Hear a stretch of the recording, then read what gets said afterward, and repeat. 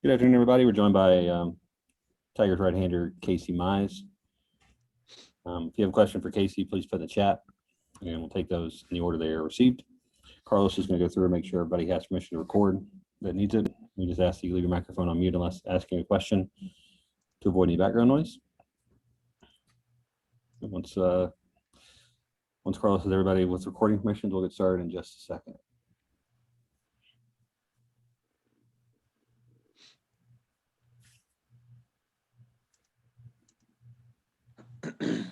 We're good, Ted. I'll go to Chris McCoskey of the Detroit News. Casey, how are you? Doing well, Chris. How about you? Good, good. You threw today, yeah? Yep, live VP today. Who'd you face? Nico, Harold, and Garcia, I believe. So just those three guys kind of cycled in and out. Right. They were tracking, or were they swinging today? They were swinging. Okay, so that gives you better feel for how you stuff. How'd you feel like you did? Yeah, good. I think the ball is coming out really well. So I felt good. I mean, first time seeing hitters is obviously different than just the bullpens that we've been throwing for the last month. So Sure. It's definitely good to have some guys in there. I'm glad they were swinging. I prefer that over them just tracking. So I'm glad they were swinging. Any particular feedback from the guys? Did anybody tell you anything, or did you even ask? Or yeah, I've just talked to Harold so far. I'm going to kind of make my way around to the other guys whenever I see them. And he said everything was coming out good, same tunnel. And he was just, I asked if I was tipping anything, because that's something that we try to really address now, because everybody can be brutally honest. And so if I was tipping any pitches or anything, and he said, no, everything looked normal to him and pretty consistent. So, but I'm going to make my way around to the other guys and get their feedback as well. were you a little bit conscious of tipping last year even? I mean, did it get in the back of your head a little bit? I mean, I think as pitchers, we're always conscious of it. It definitely doesn't overwhelm me, and I really wasn't thinking about it too much. But I mean, yeah, we're always kind of thinking about it and checking in every now and then just to make sure that nothing's going on. Yeah, I didn't want to use the word paranoid, so I, you know what I mean. So I just conscious of it. Yeah, we're like I said, we just kind of check in every now and then just to make sure. Last thing for me, whenever we talk to you guys about Fetter's influence, we hear stuff in broad terms about his communication skills and his knowledge and his tech savvy. And is there any specific tool he's given you that's clicked with you? Confidence. I think he's really, really good at building some confidence in me. Just, letting me realize how good my stuff can be and is. I think he's just big into, positivity and building confidence. And so that goes along with all the other positive attributes that he has. But, I've really appreciated that so far. And so, I mean, still very early on. So looking forward to even, building that relationship anymore. But, he's just been awesome so far. He's been really great coach, and looking forward to, building on that relationship we have. Sure. Thank you for this, Casey. Yep. Evan Petzel, Detroit Free Press. Hey, Casey, thanks for doing this. Sticking with Chris Fetter, perspective, has that changed with him? I mean, what your perspective is of Chris Fetter now that you've had some, in-person time with him? No, not really. I mean, just the more I learn about him, it's really all been positive. He's making a really good first impression with, pretty much I think everybody. So perspective is just, really smart, relatable coach who, wants to invest and, make us better. And so I think, he's done a great job of laying that foundation for everybody. And, just like I mentioned, just looking forward to building upon that. We also heard too, Tarek Skubal was working on a change-up grip, and then he ended up making it into like a splitter, and he wants it to be a plus pitch. What's it like watching him work on that from your perspective? It's cool, man. I mean, I think I love the splitter. I mean, obviously I love it for myself, but I like watching it, and I know he's been working through it, and I think he likes it, and I think he's gonna stick with it, and keep using it. So I like to see it. I definitely I think it's a valuable pitch that should be used more often, but I don't know. I think it's cool, and I hope it's, I don't doubt that he's going to make it into something, pretty special. Has he asked you for advice on that, and what kind of is that dialogue like? Yeah. We've talked through some things from a grip standpoint, and just a lot of different things. So I don't want to get too much into it, but yeah, we've been talking back and forth about it, and we're working through some things, and just trying to help where I can. Last one for me, the emotions, the mindset, anything like that different this time around, knowing that you've been there and you've done it, and now you want to get back and lock down that spot in the rotation.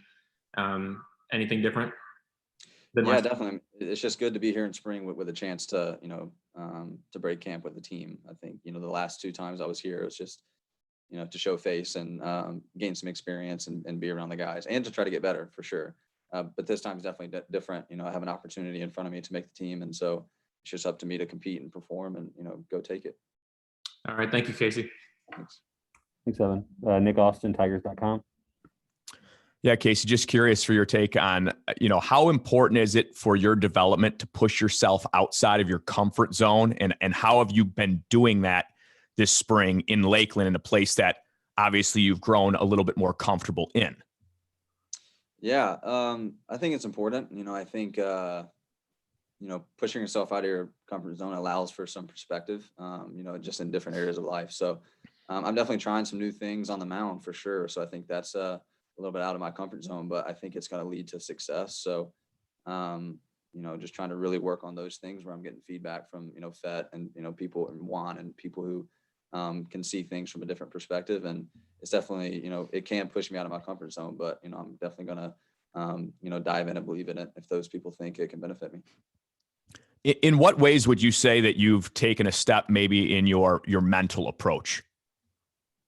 Yeah, a lot. I think working with our mental guy here, Spencer Wood, he's been awesome for me. He's been somebody I've met with a few times, more than a few times, a lot of times, just to work on my mental preparation because I'm big into preparation and most of it's physical, I will say, and it has been for a long time. But just trying to grow in the mental preparation area, just building confidence and building a mental routine, just like I have a physical routine, has been pretty beneficial for me. And then a couple more for me. I asked this same question to Tarek Skubal the other day. But when it comes to Manning and Skubal, I know you have a pretty close relationship with them. What do you admire about each of them, whether it's personally or professionally? Yeah, 2 great guys that I've been fortunate to come up through the ranks with and be teammates with. They're definitely different, so I admire different things. Skubal, I admire his path. He did not have a similar path to Matt and I in getting here. So, went through adversity with the Tommy John surgery, and he was a later pick than he probably definitely should have been in the draft. And his path getting here is a lot different than mine and Matt. So I admire that about him and how much work it took to get him here. So I definitely admire that. And he's just a great person along with Matt. With Matt, I admire the athleticism and just, the freak nature that he really is, man. He's, you guys have all seen him. He's just so smooth and effortless and just really impressive to watch him throw a baseball or just bounce around during PFPs or whatever it may be. And he's a good clubhouse guy too. He's funny and likes to cut up, and he's just a joy to be around. So definitely 2 different personalities, but I think that's good in a clubhouse. You want a wide range of people like that to, really bring everybody together. And then final one from me, if you could take one aspect of either one of those pitchers' games, whether it's a pitch, whether it's a mindset, whatever, what are you taking? Oh yeah. Pitches is pretty easy. I'd take Manning's curveball and Scoob's fastball. And I think they're both very impressive. So I would love both of those. Thank you, man. Appreciate the time as always. Thanks, Nick. Jason Beck, MLB.com. Yeah, hey Casey, thanks for doing this. Yeah. I was wondering, even though you didn't get a full spring training last year with the shutdown, is there anything you took out of the last couple spring trainings in terms of the process that affected how you approached this one? Now do you have a chance to win the spot? Yeah, definitely. I think just learning the ebbs and flows of how spring training goes, of just from a scheduling standpoint and a preparation standpoint, and from like a timing, the build up to season. You mentioned, last year we kind of got interrupted there, but still, it's just I have much more of a barometer of where I need to be right now to prepare and kind of build up to opening day and build up to the season. So just learning from that has helped a lot. And then just learning from a comfortability standpoint of the scheduling and, just the downtime or, so we have some pretty long days out here, so just managing all of that has definitely helped lead up to this point. And I learned from that, and I'm using it to try to, make it as efficient as possible and, prepare for the year. with the spring training schedule the way it is with kind of the pod-like format, will there be any difference or any different challenges, any different tests facing the same three teams a lot? You know, maybe seeing some of the same hitters, the same lineups in a way you probably didn't last spring. Yeah, I mean, probably. You know, in spring training, you see a ton of guys, so it's probably not going to be the same lineup. You know, even if you face the same team 3 times. So, but I mean, yeah, it's always a challenge when you're facing the same team over and over. You know, we experienced it last year in the season. You know, you're really facing the same teams a bunch of times. But you just got to manage that. And like I said, during spring training, you're going to see a lot of players, and so it's just nothing too big to worry about. But it gives you an opportunity to really learn about some players, especially if you're facing them all the time. You know, just to have in the back of your mind for, you know, when it matters during season, you'll have some experience and some at bats against them. And lastly, for me, there's been a lot made of the comments out of Mariners camp with, you know, with Kevin Mather and the subsequent resignation, and especially with Jared Klinick involved. What's been your observation of that issue? How much have you followed it? And lastly, has there ever been any talk with the Tigers about a longer term deal? I need to tread carefully here. I'm not really in too much of a position to speak. You know, I think I need to earn more, you know, time and experience before I need to speak out against anybody like that. It really is unfortunate to see those comments. But is it a surprise? Not really. But I mean, that's all I'm really going to say about that. Cool. Thanks, Casey.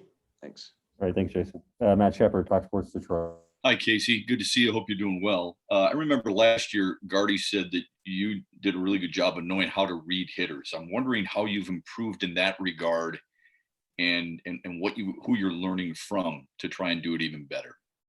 Yeah, I think that's something as pitchers we always are trying to grow in that area, because you're seeing new hitters all the time, and you're trying to learn guys.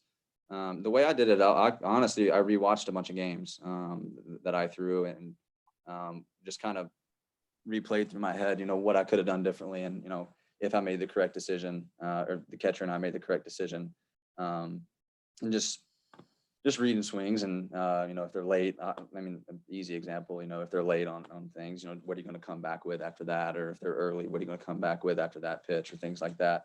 But then also on the other side, how comfortable they are with a take or a swing or something like that. And it's really just pitch selection and reading hitters that way, and trying to keep that in the back of your mind for the next at bat. So I tried to learn that way by rewatching some games and rerunning through, you know, my decision making. Are you similar to a golfer, where a golfer can remember every shot and every hole after a round? Can you remember just about every pitch to every batter after an outing? There's some outings that stick out more than others where I can really lock in and remember a lot of things. And then some I kind of, they're a little bit of a blur. So it really kind of depends. Some days I can just, you know, rattle off every at bat to you, but some days it kind of gets a little blurry. Yeah. I remember talking last year with Austin Romine. It seemed like you guys had a pretty good relationship pretty quick. How has that transition gone with Wilson Ramos, and what are you trying to impress upon him and your personality and your stuff and how you want to use it? Yeah, I haven't thrown to him yet, actually. So looking forward to when I can do that. I mean, I've gone up and introduced myself, and we've had a couple conversations just talking, but I have not thrown to him yet. But yeah, like you said, you know, Romy and I, we had a pretty quick connection. So I expect the same with Wilson. And I'm really looking forward to learning from him, because he's definitely caught some really impressive guys who have done it. And he's done it for a long time. So looking forward to learning from him and throwing to him pretty soon. Thanks, man. Good to see you. Thanks, you as well. Thanks, Jeff. We'll go to Jeff Seidel, Detroit Free Press. Thank you. I found it pretty fascinating what you just said about rewatching tape or film. What were you able to glean from that? And what are your emotions when you're watching yourself pitch? You know, one thing that I really took from it is it's never as bad as it seems, and it's never as good as it seems. You know, I watched the start against the White Sox, where I think I took a no-hitter till the 5th inning or something like that. It's never really as good as it seems. You know, the game was really flowing, and I was, you know, really good start. But then, you know, you can take, you know, some negatives away from that as well and learn from. And then I was watching the bad ones where I gave up 6 against Minnesota. it's never as bad as it seems. You know, I'm a couple pitches away there from, you know, working out of some trouble. And anyways, it's just that's it. I know I've known this from the past, but it's just a reminder of, you know, never get too high, too low. Just stay right in the middle and learn from the success and the failure as much as you can and move forward. So that's definitely one thing I learned, along with, you know, some other things, but that's probably the biggest thing. Okay. One last follow-up. Your eyes lit up when you were talking about the splitter. And what does that pitch mean to you? And is it kind of cool being so good at something that a lot of people don't do? Yeah, it is interesting because, you know, my coach, Butch Thompson at school, one thing he used to always say is don't be vanilla, which means don't be the stock righty that throws 90 with a slider and a, you know, change up, you know. So the splitter is something that's definitely adds a little chocolate sprinkles on, you know, whatever. So it's definitely not vanilla. It's different and it's unique. So that's why I appreciate it so much. And it's kind of somewhat of a dying breed, I guess. It actually might be ticking up a little bit the last couple of years, but, you know, in the past 10 years or so, you know, there's not as many people throwing it now as there were in the past. So it's just unique and interesting. And I love uniqueness in pitching. And I think that's what makes pitchers special. So it's just cool to have a narrative with somebody else about it now that's, you know, willing to try it and work on it. So it's pretty cool to me. Very cool. Thanks. Great stuff. Thanks. Thanks, Jeff. And we'll take one more for Casey from Chris McCoskey, Detroit News. Yeah, real quick, I'm taking a shot at this. I don't suppose I might have to pay for this information, but you talked about, you know, going out of your comfort zone with some of the things you're doing on the mound. Can you share what some of those things might be? I mean, I mentioned it a little bit earlier in an interview we did, I think a few weeks Pitch. back, you know, just trying to elevate some four seamers is a little bit different than what I've done in the past. And a couple other things, you know, definitely don't want to give too much away, but I'm just trying some new things on the mound that I've really never done in the past. And some of them are feeling great. You know, they're really easy to, you know, come by, and some others are going to take a little work. So, but it is interesting just to be able to work on those things and just see what clicks and see what doesn't. I think as pitchers, we constantly need to evolve and try to, you know, change and see where we can get better and, you know, where we need to stay the same. Okay. Thanks. I look forward to trying to figure out what some of those other things are. Yeah. Appreciate you, man. Should be interesting. Thanks.